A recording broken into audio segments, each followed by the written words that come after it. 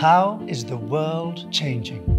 The war on terrorism, nuclear proliferation, migration of authoritarians, the digital age, and the great pandemic. Companies, banks, organizations, and societies need to understand all of this chaos if they are to survive. And this is where you play a role. The degree in Global Affairs of the Institute for Political Studies and International Relations aims to put all of this into perspective and train future leaders for what's coming. If you want to be a leader in the world of ideas, if you want to make a difference and defend freedom and human flourishing, or if you want to analyze the risks and opportunities of expanding your business in an ever-changing reality, this is your place.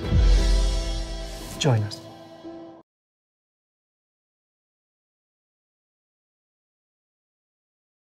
Les doy la más cordial bienvenida a la UFM Talk América en la mente de los europeos. Mi nombre es Will Ogilvy, coordinador de la licenciatura en Asuntos Globales del Instituto de Estudios Políticos y Relaciones Internacionales de la Universidad Francisco Marroquín. Para hablar sobre este tema me acompaña Eduardo Noya, y Eduardo es doctor en Ciencias Políticas por la Universidad Complutense de Madrid. Fue profesor visitante en Yale durante varios años y fue profesor también y vicerrector de la Universidad CEU San Pablo CEU, de hecho, Madrid.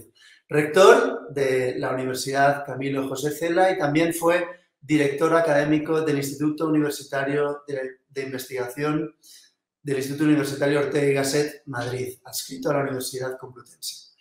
Eduardo es referencia mundial en todo lo que refiere a la obra y al pensamiento de Alexis de Tocqueville y es profesor visitante con nosotros en el instituto durante ya varios años. Creo que Eduardo lleva viniendo, visto el primer vídeo de New Media, creo que fue de 2011, o sea que ya durante más de 10 años que ha estado visitándonos aquí en Guatemala.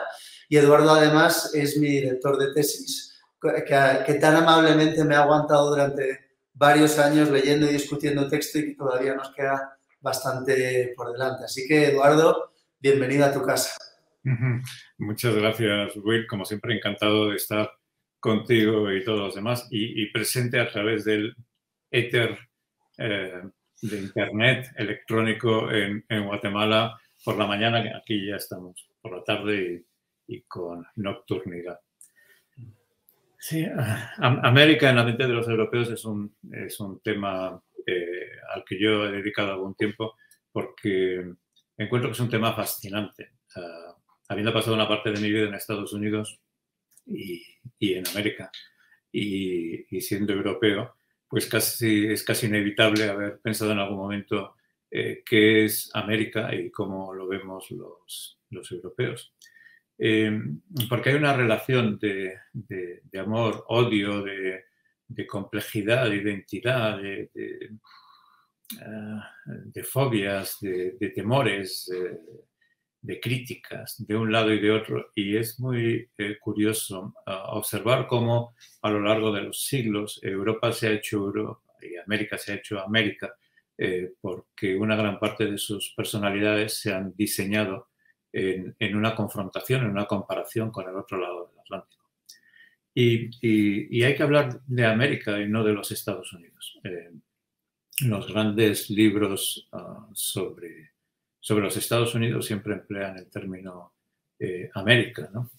La democracia en América, por supuesto, pero el libro de Baudrillard, mucho más reciente, América, nociones sobre los americanos, sociedad y maneras de los americanos, siempre es la palabra América la que se emplea y no los Estados Unidos.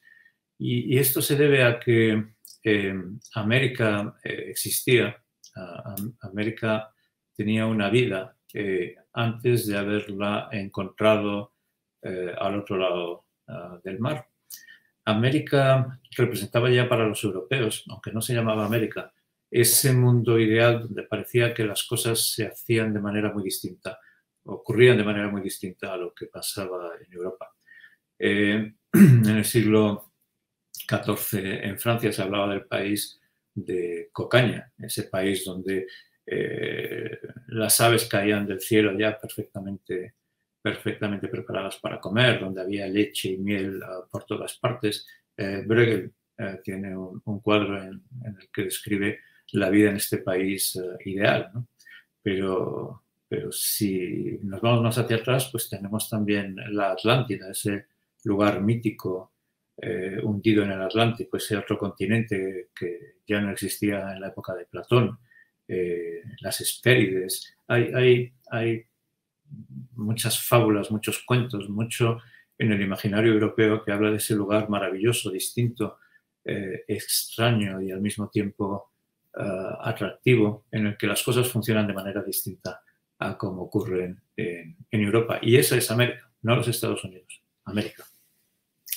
Cuando Colón se encuentra con América, de hecho lo que ocurre no es que descubra un nuevo mundo, como siempre se ha dicho, sino que da al mundo un planeta, un mundo, porque hasta ese momento el mundo no era redondo, no estaba terminado. Y como de repente se descubre ese territorio, se produce ese cierre del mundo. No es el nuevo mundo, se descubre el mundo, una totalidad.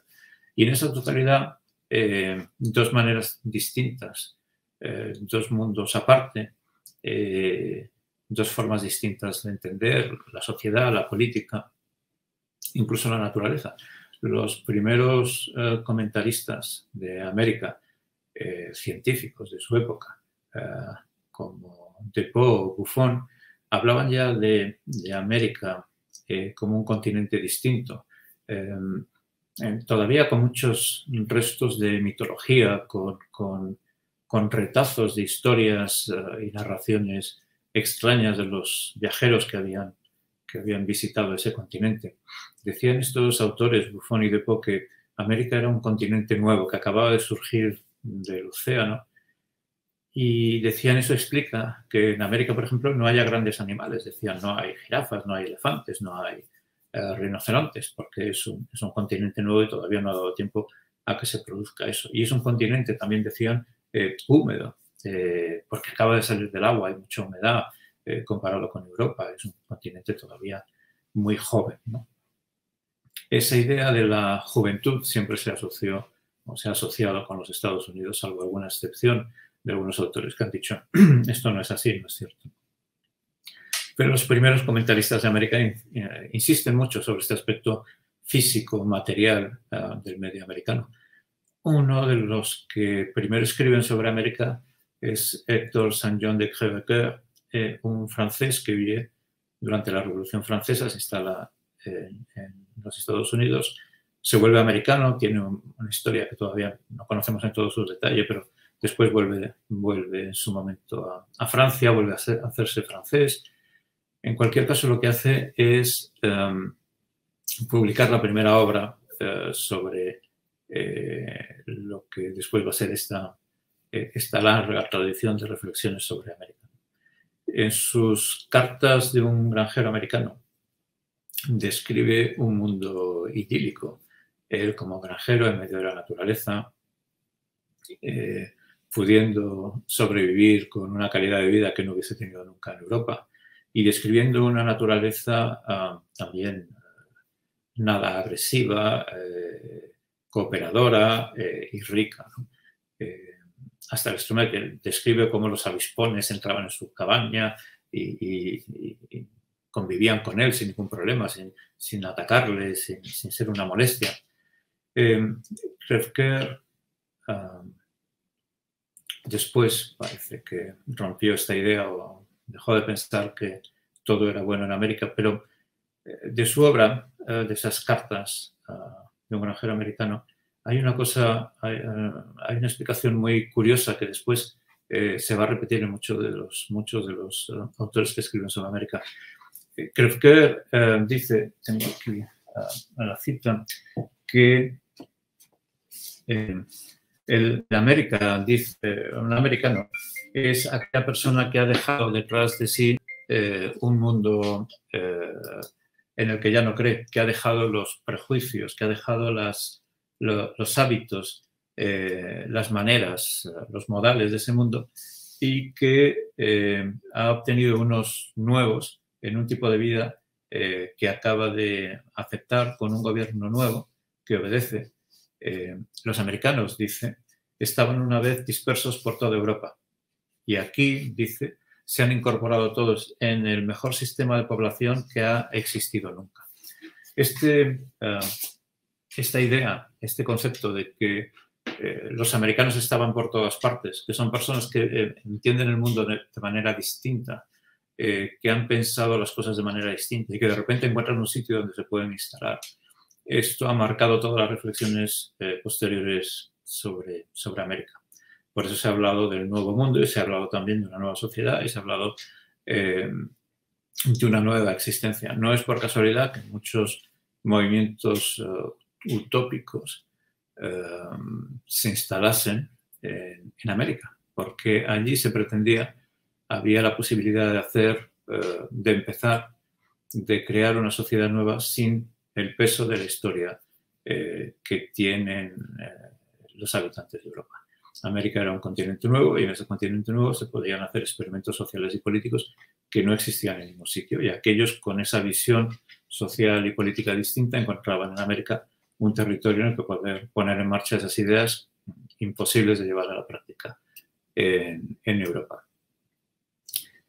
América se transformó tan rápidamente en un mito, en una leyenda, en una imagen de este país maravilloso donde todo es posible y lo peor también es posible, que resulta curioso que incluso los americanos han escrito sobre América como si fuesen europeos y que incluso se ha escrito sobre América sin conocer o haber viajado a América. Kafka, la primera obra de Kafka, la primera novela de Kafka se llamó América, no llegó a publicarla porque no la terminó, pero una reflexión sobre los males y los problemas de América. Y tenemos, por ejemplo, más recientemente a Gertrude Stein, que escribe sobre los americanos, una saga de americanos definiendo lo que es América y los americanos, siendo americana y viendo esto de una perspectiva, bueno, casi francesa o europea, ¿no? Después de que el autor que más fama y más repercusión tuvo en sus reflexiones sobre América fue Chateaubriand. Chateaubriand, que en su viaje a América y después en sus memorias describió su viaje por América, un viaje por América muy discutido porque algunos historiadores más recientes están seguros de que el viaje que describe Chateaubriand no coincide mucho con el viaje que de verdad llevó a cabo en los Estados Unidos. Lo que está claro es que la imagen que produjo Chateaubriand de América y sus habitantes y la naturaleza americana tenía poco que ver con la realidad de lo que estaba ocurriendo en Estados Unidos. Parecía responder más a la imagen del salvaje noble y de la vida sana en la naturaleza que a la realidad. Chateaubriand hablaba de esos indios que eran una especie de aristocracia, que llevaban con honor y orgullo su raza y su historia y su cultura, personas con un físico impresionante. Y la realidad, cuando Tocqueville, que era familiar lejano de Chateaubriand, visitó América, es que los indios americanos no respondían en absoluto a esa descripción, lo que llevó en su momento también a los historiadores a empezar a preguntarse qué indios había visto Chateaubriand, qué nativos americanos había visto Chateaubriand y dónde estaban, porque nadie parecía haber podido ver ese tipo de características en los nativos americanos que definía Chateaubriand. Pero es otra vez más este problema con los europeos viendo América, que no ven América, ven lo que creen que es América o lo que quieren que sea América. Otro autor curioso, América sobre los americanos, siendo americano, pero produciendo él mismo una imagen de América desde Europa, es James Fenimore Cooper, con sus nociones sobre los americanos, ¿no? Que es otra descripción en la que ya empieza o intenta contrarrestar algunos de los comentarios menos favorables que se hacían sobre los americanos. Comentarios, por ejemplo, como los que habrá después de Harriet Martin, ¿no? Una autora que visitó los Estados Unidos durante algún tiempo y que empezó a describir algunos de los males del sistema americano. desigualdad de las mujeres, el problema de los esclavos negros.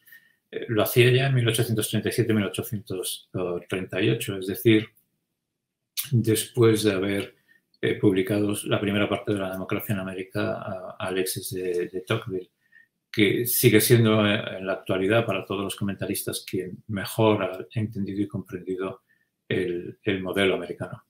Y desde muy al principio Tocqueville ya dijo que lo que él quería hacer no era una descripción de los Estados Unidos. Había muchos viajeros, la literatura es enorme, de obras de viajes sobre los Estados Unidos. Lo que él quería hacer, decía, era usar el espejo americano para entender el sistema político nuevo que estaba apareciendo en Estados Unidos y todavía no existía en Europa, que era la democracia. Y esta imagen del espejo se va a repetir después en autores posteriores que la toman de Tocqueville diciendo no voy a América, pero es para entender Europa. Para entender Europa porque América está en una posición histórica más adelantada que Europa y entonces si uno va a estudiar América va a descubrir lo que va a ser Europa dentro de unos años o dentro de unos decenios. Tocqueville decía, bueno, en América hay que ver más que los americanos, en América hay que ver el futuro de la democracia en el mundo, el futuro de la democracia en Francia y en el resto del mundo que en aquel momento no podía tener las condiciones necesarias para tener un sistema democrático.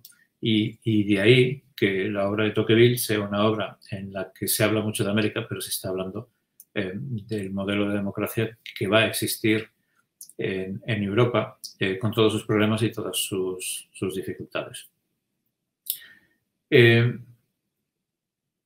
Hay una gran diferencia, dice Tocqueville, entre lo que ocurre en Europa y lo que ocurre en América. Y se puede resumir de la siguiente manera. El europeo lucha contra la realidad y produce una idea. La realidad le fuerza a pensar y le obliga a crear una teoría para explicar esa realidad. El americano, dice Tocqueville, tiene una ventaja que no tiene ningún otro pueblo en el mundo. El americano, dice Tocqueville, tiene una idea y esa idea la hace realidad. El proceso de pensamiento y realidad es distinto, es opuesto. Y eso hace, dice Tocqueville, que en los Estados Unidos sea más fácil hacer las cosas que en Europa. El americano piensa algo y tiene los medios necesarios para llevar esa idea a la realidad. Ese es el gran cambio, esa es la gran diferencia entre una parte del mundo y la otra. Poder cambiar la realidad fácilmente tiene muchas ventajas, pero también tiene sus inconvenientes. Tocqueville estudió la democracia americana y descubrió en ella cosas muy atractivas. Descubrió también que el modelo americano se podía trasladar a Europa y eso le hizo completar su obra con un segundo volumen reflexionando sobre cuáles eran los peligros que la democracia americana, que iba a ser también la democracia europea y la democracia mundial, podían tener. La democracia en América era una democracia que se aprovechaba de determinadas circunstancias históricas que eran únicas. Hasta aquel momento, hasta que escribió Tocqueville, se solía decir que en América el sistema político democrático podía existir porque había unas condiciones físicas o históricas o legales que hacían posible que existiera ese modelo y que en Europa eso nunca podía existir porque ni existían las condiciones legales ni las condiciones físicas para que la democracia pudiera existir en Europa. Tocqueville desmontó esos argumentos y explicó que la democracia tiene que ver con maneras de pensar y maneras de sentir. Y esas maneras de pensar, de sentir, esas razones y esos sentimientos se pueden producir y crear en Europa como en cualquier otra parte del mundo y eso implicaba que América podía ser una democracia, pero también podía hacerlo de la misma manera Francia o Europa. Menos conocida es la obra de su compañero Gustavo de Beaumont, un jurista como Tocqueville que escribió sobre los Estados Unidos, una obra que tuvo en los momentos iniciales incluso más éxito que la obra de Tocqueville, María o la esclavitud en los Estados Unidos. Tocqueville escribió mucho sobre la esclavitud y el problema de la esclavitud en los Estados Unidos. Tocqueville y Beaumont son de los primeros autores que pertenece a la sociedad contra la esclavitud, por la abolición de la esclavitud en Francia.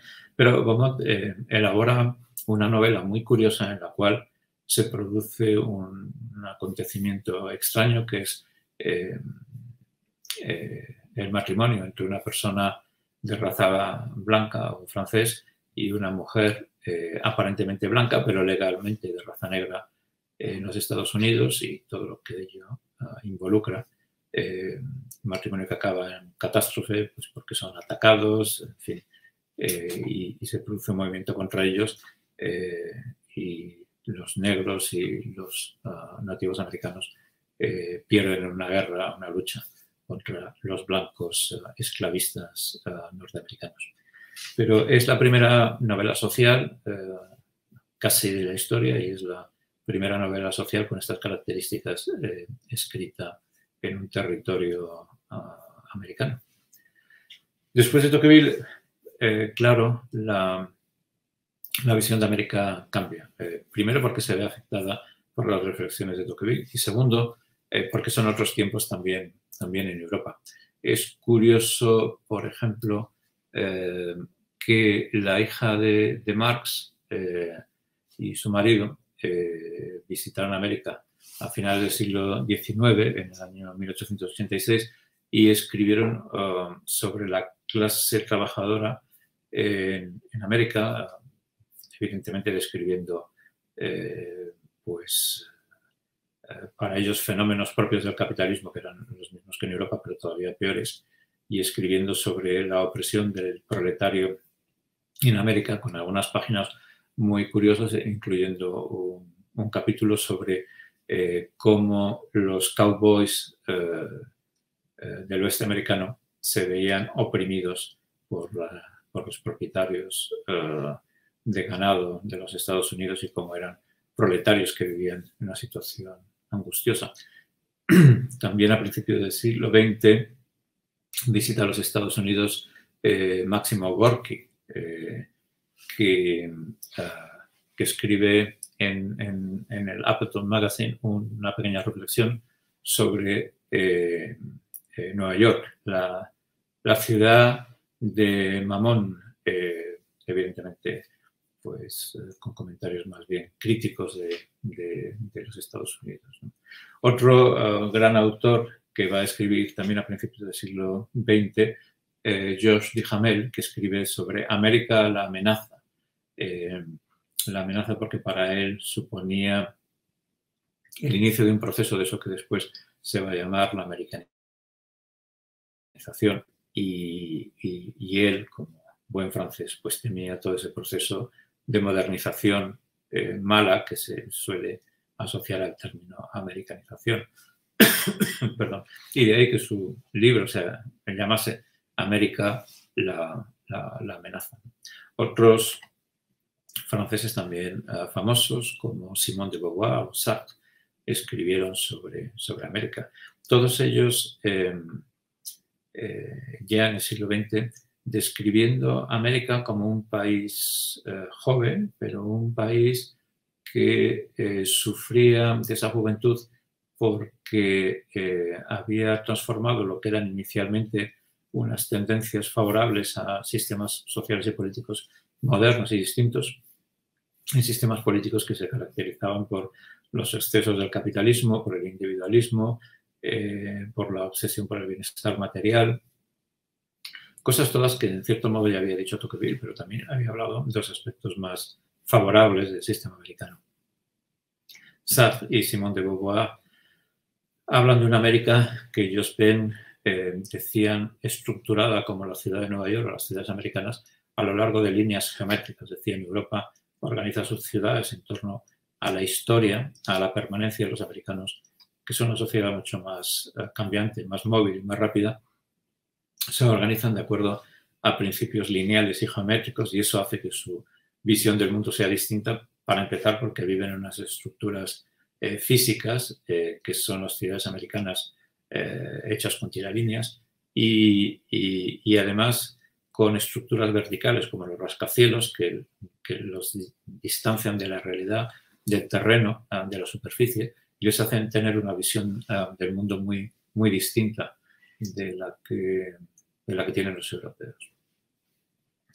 Un autor español que escribió mucho sobre América fue Luis Díez del Corral, que publicó un libro que se tradujo muy mal en Estados Unidos, que en español se llamó El rapto de Europa.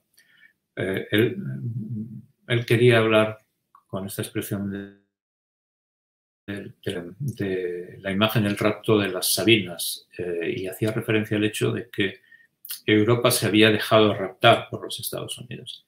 En inglés, el libro se tradujo a varios idiomas, pero en inglés se tradujo como The Rape of Europe, que no tiene nada que ver con lo que él quería expresar en su libro, que era la idea de que los europeos habían entregado y aceptado entregar determinados principios e ideas a los americanos con el propósito de que los americanos fuesen capaces de transformar y adecuar esos principios, esas ideas a un mundo cambiante que era distinto a aquel que había producido esas ideas. Y que los europeos, en cierto modo, querían y deseaban ese tipo de intercambio de relación entre los dos mundos, porque eso hacía progresar, eso transformaba las ideas europeas en ideas americanas que seguían siendo ideas europeas y que podían ayudar tanto a Estados Unidos como a Europa para progresar y avanzar en sus proyectos.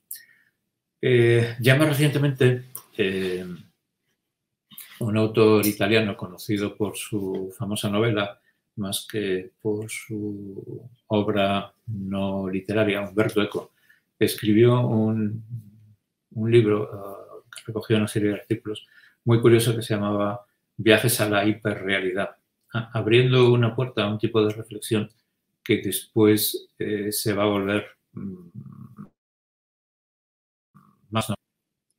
Umberto Eco dice que en América lo que ocurre es que la realidad, como se puede transformar más fácilmente que en Europa, se ha producido una realidad distinta que él llama hiperrealidad, que es una realidad más perfecta, que funciona mejor y de manera más previsible que la realidad en la que vive Europa.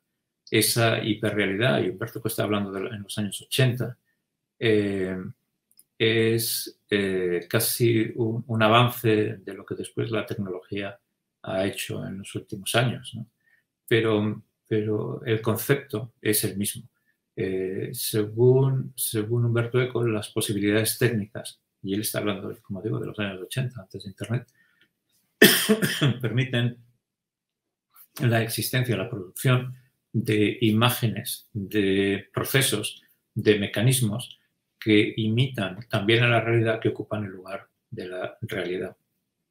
Esa característica de la hiperrealidad es la que él asocia a los Estados Unidos. América produce hiperrealidad. Europa sigue viviendo en la realidad.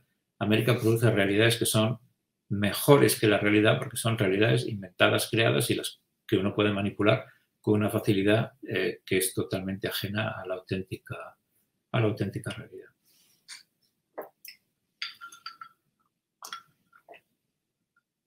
Este concepto lo va a desarrollar mucho más Jean Baudrillard en un libro muy famoso que se llamó América. América es un libro que si se lee superficialmente da la impresión de ser una crítica a los Estados Unidos, pero Baudrillard insistía en que no era en absoluto una crítica de los Estados Unidos, sino algo bastante más complejo, y tenía razón, evidentemente Baudrillard era el autor y sabía lo que había querido hacer. Baudrillard parte de las ideas o los principios de Tocqueville, lo dice claramente, y los desarrolla. Dice Baudrillard que América se ha transformado en una especie de holograma.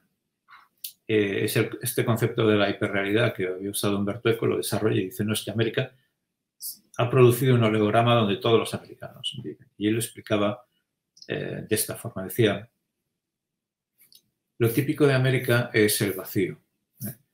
La cultura europea es una cultura planetaria, si queremos llamarlo así. Existe un grupo, un conjunto de ideas europeas que son como el Sol, que están en el centro del sistema planetario.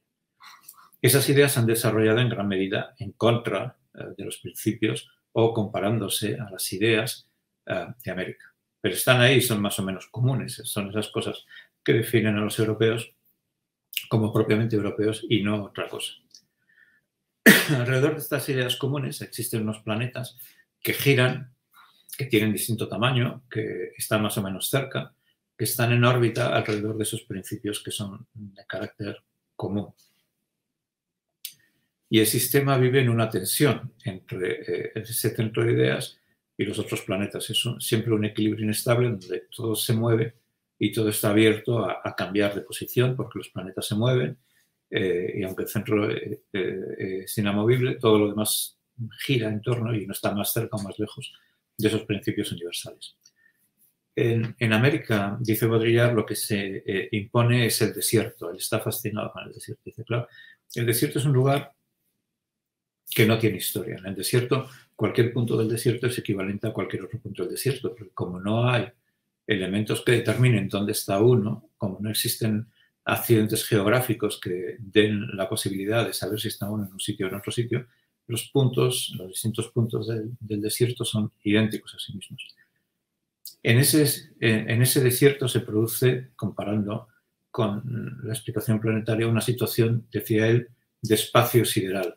No existe un centro común, hay un espacio vacío. Lo que tienen en común las ideas o los principios americanos es que están en un entorno vacío donde no existe un punto de referencia común, decía Baudrillard. Por eso, dice Baudrillard, lo más importante en América es el tiempo. No se dice hay tal distancia desde Nueva York a Boston, se dice tardo 1 hora en avión. El tiempo es lo que determina cómo ir de un punto a otro punto. El espacio es irrelevante porque el espacio es idéntico, es espacio vacío, no hay nada. Y eso, dice Baudrillard, ha creado una sociedad en la cual, como decía Tocqueville, y él lo admite, resulta fácil transformar las ideas en conceptos, en ideas, en fabricaciones, en realidades que aparentan ser tan reales como la auténtica realidad, pero no lo son porque son realidades fabricadas. Y así, dice él, América se transforma en una especie de holograma, de fabricación total. Pero añade, y por eso dice que no está intentando destruir América ni criticar a los americanos, pero añade, los americanos viven dentro de ese holograma y no pueden entender la realidad distinta de esa realidad en la que ellos viven, por lo que no tiene ningún sentido que los europeos juzguen a los americanos de acuerdo a principios que son totalmente distintos a los principios de los americanos. Según Baudrillard, hay que dejar esa actitud de tantos comentaristas europeos que intentan juzgar a América según principios europeos. América tiene sus principios, sus mecanismos, sus reflexiones, y Europa tiene los suyos. Lo que se ha producido en América y esos fenómenos que tantos autores han criticado de individualismo, etcétera, son producto de las condiciones en las que se ha producido ese modelo americano. Baudrillard habla mucho de eso. Dice, no, una sociedad en la que la gente habla sola, en la que la gente no se relaciona, en la que la gente come sola, es una sociedad en la que ya no existe, de hecho, la sociedad. Es una sociedad en la que está uno medio muerto porque no tiene relación con los demás. Ese individualismo, ese egoísmo sin límite, esa obsesión por el bienestar material de los que había hablado Tocqueville, dice Baudrillard, son parte del modelo americano y han producido lo que han producido, pero no podemos juzgar Europa desde una perspectiva totalmente distinta con unos elementos totalmente distintos. Las ideas europeas han producido un mundo distinto en América y ese mundo tiene sus propias reglas y sus propios principios.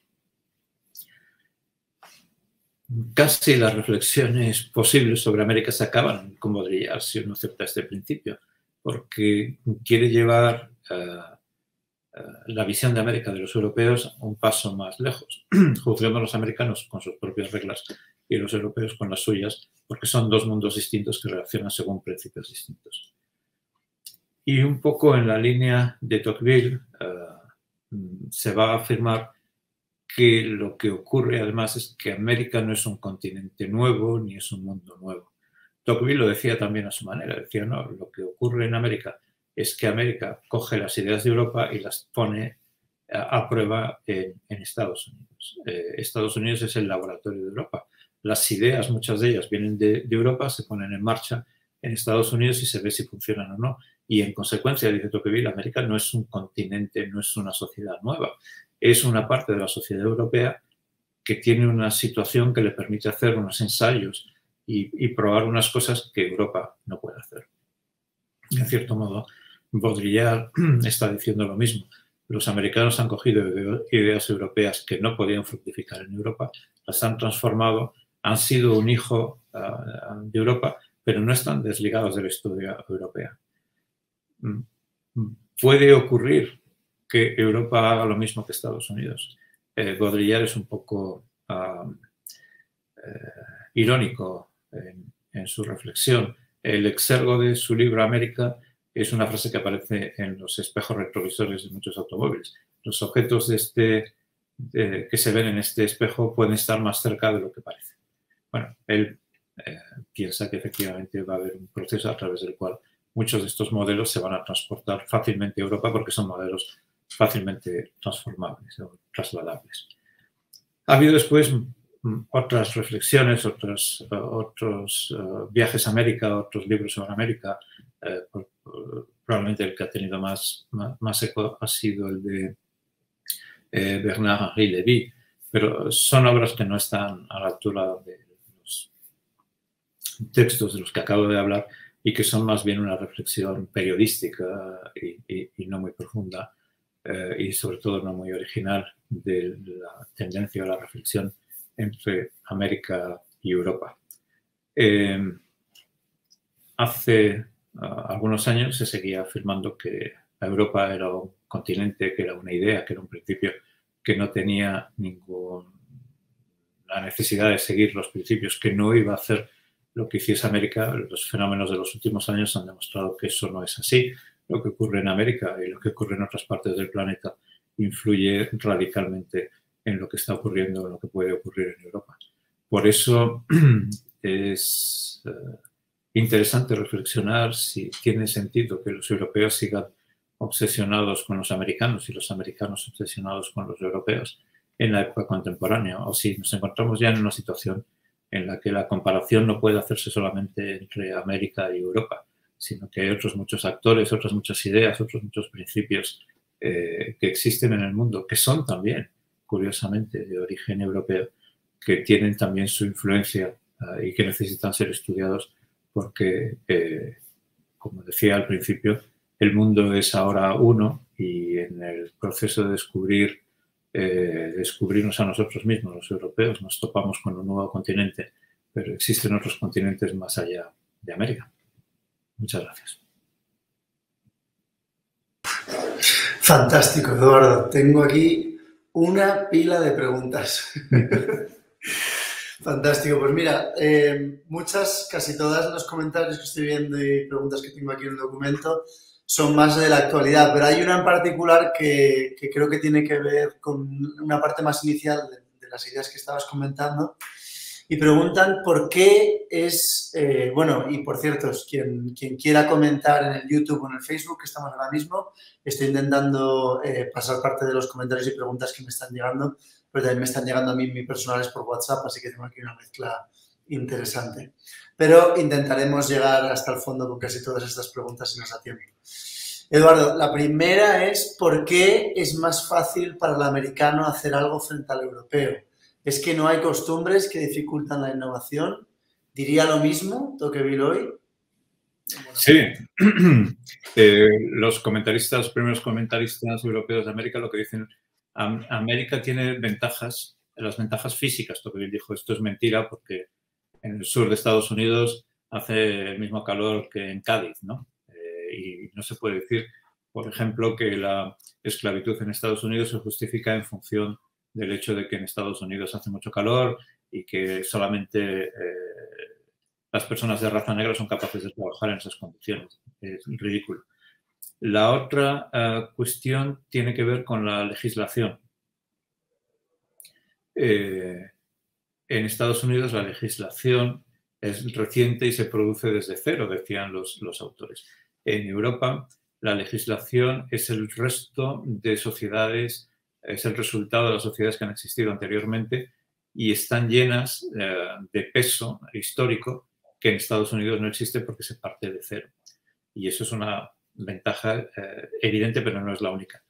En Estados Unidos, decían los primeros comentaristas, no existe la aristocracia y, por lo tanto, no hay necesidad de hacer una revolución para establecer el principio de libertad e igualdad porque no hay con quién luchar. Y, en tercer lugar, y eso Tocqueville si lo estudia, y va a haber otros autores que lo van a hacer después, Estados Unidos tiene una ventaja clara sobre Europa y es la frontera. Y ese es un rasgo muy típico del mundo norteamericano. En Europa, cuando ha habido tensiones, la sociedad tiene que haber asimilado esas tensiones y resolverlas, ¿no? Las revoluciones, las ideas o los principios tienen que resolverse dentro de un espacio que está físicamente limitado. En América, las tensiones siempre se han podido mover o trasladar a la frontera. ¿No estás de acuerdo con la sociedad de Nueva York? Pues vete a la frontera. Tocqueville decía, como imagen de los cambios políticos que podía haber en América, decía, bueno, el pionero se va de la costa este, va al bosque, corta unos árboles, con los troncos se hace una cabaña y se organiza allí la vida sin contacto con la sociedad, prácticamente salvo los periódicos, y sin necesidad de un gobierno y sin que nadie le moleste, haciendo la vida que él quiere. Eso era imposible en Europa. Algunos comentaristas han dicho, bueno, la sociedad americana ha empezado a tener problemas serios cuando se acabó la frontera, cuando se llegó al Pacífico, porque entonces ya se ven obligados a enfrentarse a una situación que es más compleja. Ya no pueden deshacerse de las tensiones mandando a la gente a otro sitio. Y otros comentaristas han dicho, sí, pero lo que se ha hecho es que se ha movido la frontera. Eso es Kennedy, ¿no? Hay una nueva frontera, ¿cuál es el espacio? Hay una nueva frontera, ¿cuál es Internet? Hay una nueva frontera. Hay, para algunos comentaristas, un movimiento continuo en la sociedad americana que es buscar la frontera. ¿Y a dónde van la frontera? Pues la gente que no responde al modelo típico de cómo hay que hacer las cosas. La frontera ahora, ¿cuál es la cripto o el cripto? Las criptomonedas, la criptofinanza, ahí está ahora mismo la frontera. Se está hablando de volver a la luna y tal, pero esas son fronteras de antiguos. La nueva se ha movido ahí. Antes era Internet, ahora es un mundo con un sistema financiero que es distinto y que no ha existido antes. Esa idea de la frontera es muy americana. Y se habla del emprendimiento en Estados Unidos, se habla de la fuerza o la capacidad de la sociedad americana para adaptarse y cambiar. En el fondo es el mismo movimiento de la frontera. ¿Quieres hacer algo? ¿Quieres crear una vida para ti? Vas a la frontera, cortas unos árboles, haces una cabaña, plantas, produces. Fracasas o vences la oportunidad de hacerlo. Eso en otras sociedades es mucho más complejo. Ya digo, por la legislación, por la actitud vital y por las circunstancias. Y Europa siempre se ha mostrado muy envidiosa de esa capacidad americana. Pero claro, Europa tiene lo vemos simplemente en la legislación, ¿no? Tiene un peso legislativo, una cantidad de normas, etcétera. Hablando del sistema financiero establecido en la Unión Europea es tan complejo que los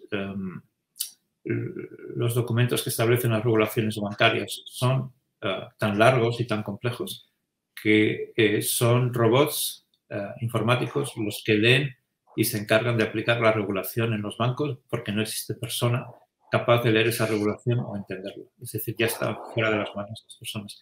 Es algo así como 1 millón de páginas, ¿no? Una cosa imposible de leer. Eso en Estados Unidos no es así. Y esa es la ventaja de una sociedad mucho más móvil y mucho más activa, claro. Las siguientes 2 preguntas las voy a unir porque creo que tienen mucho que ver una con la otra, ¿no? La primera era si con el Internet llegó la hiperrealidad a Europa, y la que iba unida a esa me preguntaban, Humberto Eco sigue esa tradición de que la materia se transforma con más facilidad en América. Sí. Eso facilita que la imagen o la hiperrealidad se imponga sobre la realidad. ¿Qué efectos tiene eso para la sociedad? No tengo aquí a mano el libro de Humberto Eco, a lo mejor sí lo tengo, pero tendría que buscarlo en mi biblioteca. Pero el libro de Humberto Eco muestra en su contraportada una foto de una de las muchas cosas que él explica en su libro. Es el Museo de las Artes Vivas. Y en esa foto se muestra una reproducción de la Venus de Milo. como sabemos, la Venus de Milo es una estatua que no tiene brazos y que además está hecha de mármol y no tiene color. Y al lado de ella aparece una representación de la Venus de Milo, pero de carne y hueso, con brazos, con color, como si fuese real. Es una de tantas imágenes que Umberto Eco explica en su momento para hablar de la hiperrealidad. Dice, bueno, si tenemos a la Venus de Milo, que tiene color, que tiene brazos, que está más completa y tal, pues parece que resulta muchísimo más fácil estudiar a la Venus de Milo así que a la Venus de Milo que no tiene brazos y que hay que imaginársela, que hay que crearla. Eso es la hiperrealidad, dicho de manera muy sencilla.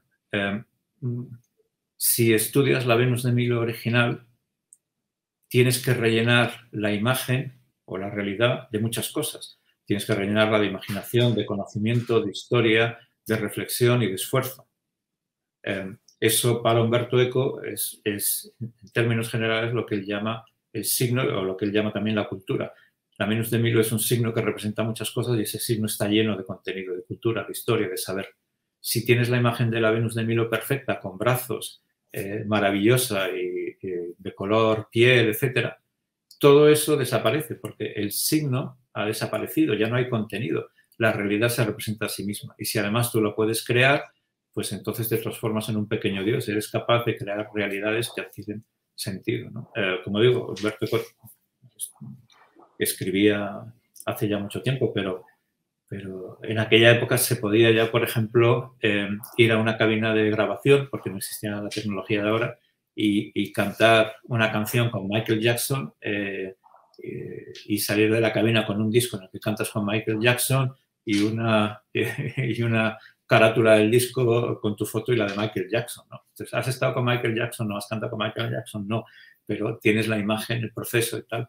Todo eso con las nuevas tecnologías se ha multiplicado por varios millones. Pero ya lo anunciaba Umberto Eco. Y para él el problema es que si la realidad es tan fácil de transformar, la auténtica realidad desaparece y la auténtica realidad siempre acaba imponiéndose, ¿no? Baudrillard lo va a decir también después. Estamos obsesionados con controlarlo todo y ocultar lo que es desagradable, que es lo que tiene que ver con la realidad. Y si el mundo es perfecto, maravilloso y todo funciona y podemos cambiar la realidad y adaptarla a nuestros deseos, estamos viviendo en un mundo que es falso, porque la realidad sigue existiendo. Y Baudrillard habla de que América, o eso estabas diciendo, ¿no?, se debe juzgar según sus propios principios y no los europeos. Pero, ¿cuál entiende él que son esos principios? Pues dentro del holograma, los principios pues es la alta competitividad, el capitalismo, evidentemente, el aislamiento como una norma normal de relación de las personas entre sí, relaciones sociales muy superficiales. Humberto Eco y también Baudrillard dicen en Estados Unidos es muy normal que cruces con la gente y la gente diga hi, ¿cómo estás? Bien, bien, ¿no?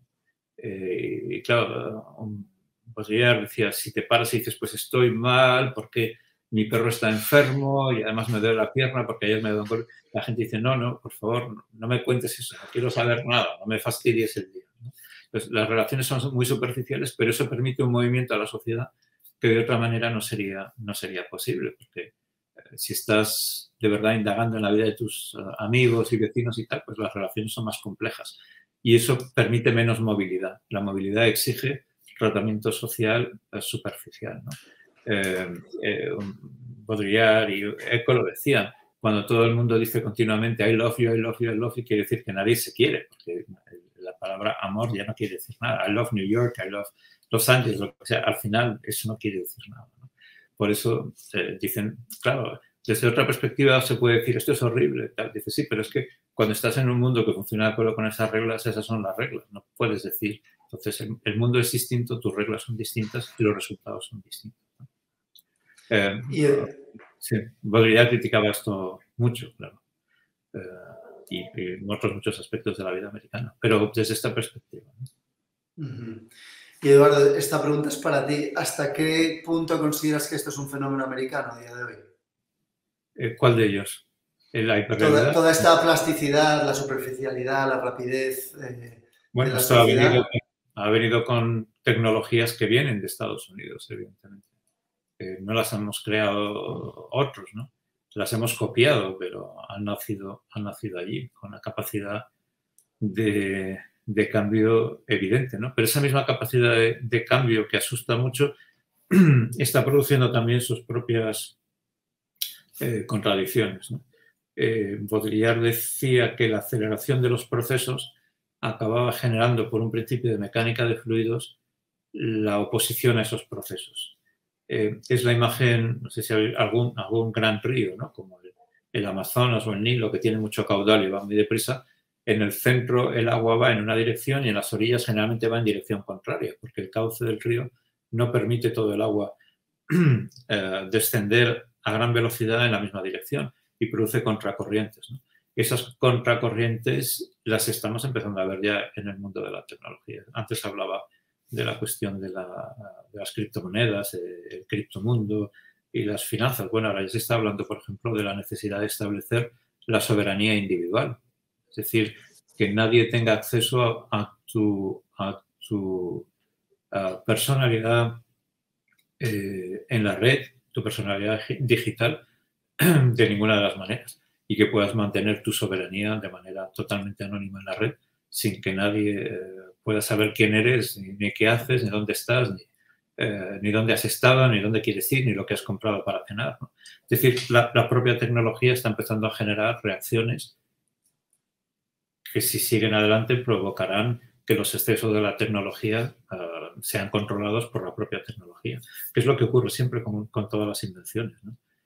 Que al final se produce una aceleración, cuando esa llega a determinado momento aparecen corrientes contrarias que generan el control de esa tecnología.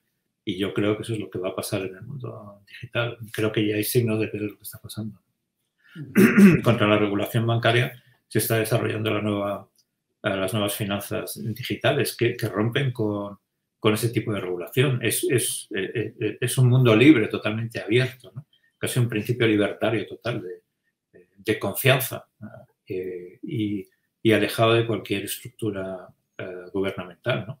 Que molesta mucho a los estados, pero es una reacción en contra de la hiperregulación y es una reacción en contra de un proceso en el que estamos perdiendo nuestra personalidad y nuestra identidad, ¿no? Con un control total y absoluto del Estado sobre los individuos. Uh-huh.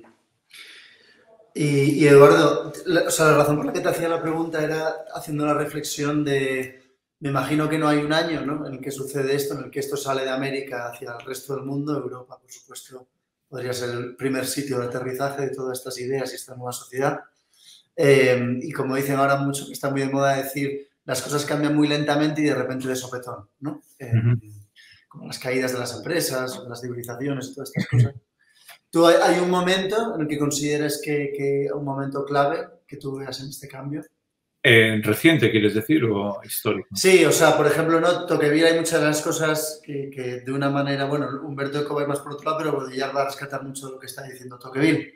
Hay un momento, tú, el clave, que te parece que en Europa de repente se produce un cambio de tendencia, ¿no? Si antes son los europeos los que están lanzando ideas y probándolas en este mundo fantástico que es América, ¿no? Donde el límite es el cielo y puedes hacer más o menos lo que quieras, a este momento en el que de repente es América la que está exportando esas ideas y hacia el resto del mundo.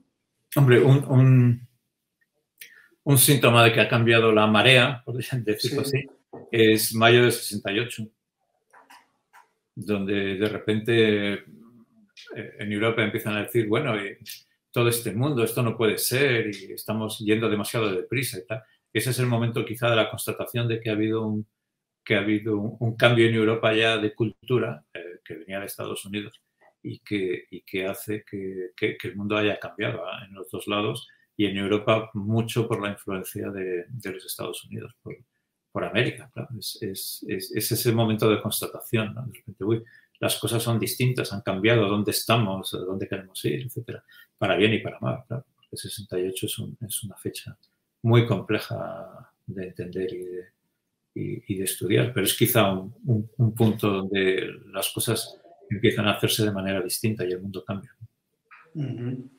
Ok, y tengo una última pregunta y con esta, si te parece, cerramos. Además de todos estos grandes autores que han tenido esta reflexión sobre lo que es América, tú en tu vida personal has tenido que viajar a América, ¿no? Me imagino que antes de llegar a Yale, pero sobre todo estuviste varios años en Yale. ¿Hay alguna anécdota, alguna reflexión tuya personal que vivieras este cambio, esta diferencia social? Bueno, yo llegué a América para vivir durante mucho tiempo. Llegué habiendo leído mucho Tocqueville, o sea que no llegué virgen a América, ya había mucho sobre América y los americanos. No, la verdad es que lo que sí yo vi en América fueron, hablando desde el punto de vista personal, dos características en cierto modo opuestas. Por una parte, el hecho de que estando yo allí, de repente, bueno, por azares de la vida, tuve que hacerme cargo de unas asignaturas, porque el profesor tuvo un ataque al corazón y se quedó a la universidad sin profesor, y me pidieron urgentemente que me hiciese cargo porque no había nadie que supiera sobre esos temas. Y cuando acabé me dijeron, no, quédate, no te marches. Eso en Europa o en España es imposible. Es decir, que te llamen la universidad en la que estás como investigador y digan, oye, haznos el favor, y al final digan, no, quédate, no hace falta que te marches, estamos encantados y tal. Esa apertura al otro en América sigue existiendo. Es decir, se valora mucho más lo que haces que quién eres, ¿no? Simultáneamente, también cuando llevaba ya algunos años me dijeron, no, ¿por qué no te declaras hispánico? Porque así cubrimos la cuota de los hispánicos en la universidad, ¿no? Y ese es el aspecto negativo, ¿no? Que América se está moviendo hacia esto. Yo dije, yo no soy hispánico ya, pero como la ley dice que de origen hispánico y tú eres español, pues en realidad eres hispánico. No, una cosa es ser un hispánico y otra cosa es ser un español, un español, ¿no? Que es hombre, estoy burlando a la ley y no lo voy a hacer, ¿no? Es decir, por una parte sigue habiendo ese aspecto de apertura y de reconocimiento de quién eres y lo que haces, más que de dónde vienes o cómo te apellidas o quién es tu familia. Y eso es maravilloso en una sociedad porque permite una movilidad y una eficacia para el conjunto que no existe en Europa, donde sigue habiendo, no hablemos de la universidad, ¿no? Por otra parte, ya en los años 80 se veía esta otra tendencia negativa de, bueno, necesitamos una cuota, tiene que haber, y eso es un problema. Es un problema en América, es un problema ahora en Europa, que se está desviando la atención hacia falsos problemas de desigualdad en lugar de seguir prestando atención a lo más importante, que es la defensa de la libertad y la apertura, ¿no? La apertura al otro. Se está perdiendo, ¿no? Ahora ya estamos volviendo hacia atrás en una situación de quién eres, qué haces, de dónde vienes, cuál es tu raza, cuál es tu religión, cuál es tu origen, y así sucesivamente, y eso es volver hacia atrás, es lo contrario de la igualdad y por supuesto de la libertad. Fantástico, Eduardo. Pues por mi parte nada más, lo vamos a dejar aquí, así cumplimos con el horario y sé que pues ya cayó el sol ahí en donde estás tú, así que tampoco te quiero entretener mucho más. Y por mi parte nada más, ya sabes que la UFM es tu casa y el EPRI en particular. Tuvimos la suerte de tenerte cuando fue el primer semestre del año pasado para dar un curso. Y pues ya eres un profesor casi regular, que una vez cada 2 años, sea por un Liberty Fund para dar un curso, pero algo vienes. Así que de nuevo darte las gracias por tu tiempo, Eduardo. Pues nada, como siempre encantado de estar allí, aunque sea a través de las nuevas tecnologías y de haber pasado una hora con vosotros. Hasta pronto, hasta siempre. Fantástico. Un fuerte abrazo. Hasta luego. Hasta luego. Antigua is such an amazing and special place. An absolutely beautiful location. We're outside in nature. Han sido 2 días en los que hemos dado un repaso a todo lo que es la Marroquín y también un repaso a todo lo que creemos que debería ser. The Co-Creation Forum is, I think, the perfect instrument for achieving true freedom of the exchange of ideas and increasing the knowledge that we have. Hay que estar abiertos al descubrimiento de nuevas ideas. En Estudios Políticos y Relaciones Internacionales de la Universidad Francisco Marroquín, los estudiantes son los dueños de su proyecto académico. Cuando uno agrega más mentes al proceso, uno sale enriquecido porque descubre métodos que no hubieras pensado por sí solo. Ha sido una apasionante experiencia de co-creación y co-creatividad en la que personas de diferentes partes del mundo venían a crear la carrera del futuro. 67 participantes pensando en el futuro de EPRI. It's a really interesting opportunity to engage with people in a sort of bottom-up way, to ask and try to provide some answers to important questions about education and society. My expectations were actually superseded by reality, that the reality actually worked a lot better. La universidad es un lugar de innovación. En cuanto deja de ser un lugar de innovación, deja de ser universidad. Por eso innovación y universidad son la misma cosa. This event is putting Francisco Marroquín and the networks of scholars in Guatemala, students and scholars, on the international map. The future is very bright for EPRI and very bright for UFM.